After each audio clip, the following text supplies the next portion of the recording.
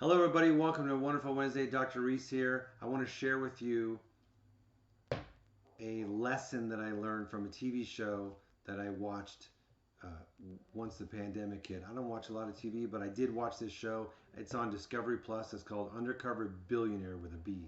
Undercover Billionaire. It's a story about Glenn Stearns. He failed the fourth grade. He had a baby and became a father in seventh or eighth grade. He never finished high school. He always thought of himself as a loser and thought he would never amount to anything. And then fast forward, he really got into learning and improving himself, and he became very wealthy. He owns one of the largest mortgage companies in the country. He thought it'd be a cool idea as a way of giving back and teaching people about the American dream still being alive, that you can come to this country and build something successful for yourself. He says, drop me off in any city in America, I think any city with over 100,000 people. Drop me off in a city I don't know, give me a $100 bill, and give me an iPhone with no contacts in it. So I can call people, but I don't have any contacts in my phone, and I don't know anybody's phone number.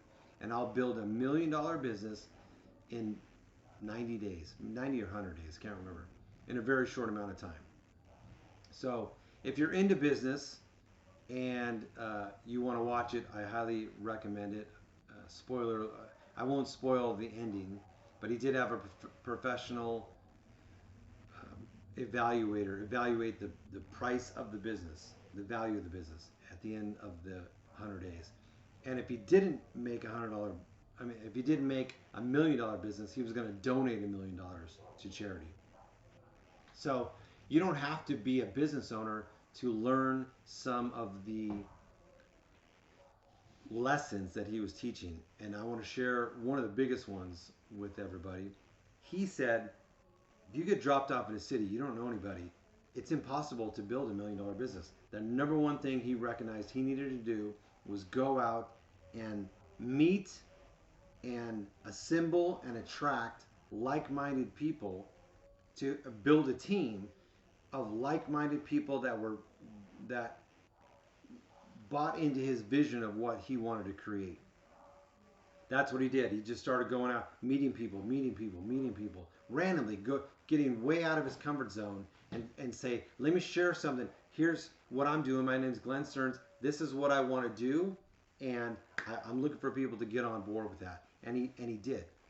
So the lesson for me was, number one, we have a very big network in our hometowns, wherever you live, that we already know a lot of people that we are capable of building um, pretty cool organizations or businesses or anything. The second lesson was, because we can't do anything by ourselves, there's a lot of things we can't do by ourselves. And if we want to build something cool, it takes a team of people.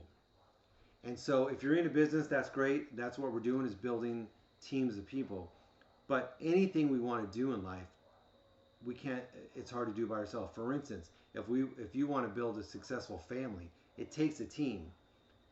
Now, sometimes that team is just, in marriage, it's just one person, a husband or wife, of attracting a like-minded person that buys into the vision of the family you want to create.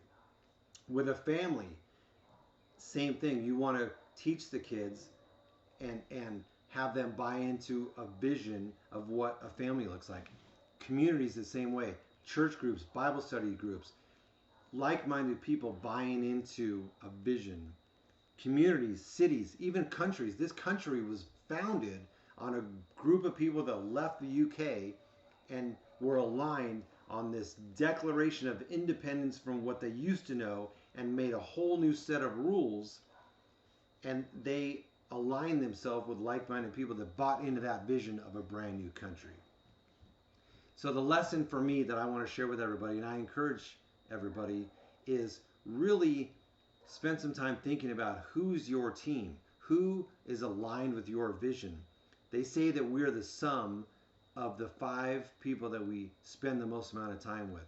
So my invitation would be to evaluate the 5 people you spend time with, and and honestly evaluate if those people are aligned with your vision of how you want your life to be, the life that you're creating. And if not, add more people into your close network that are aligned with your vision. So that's it for today.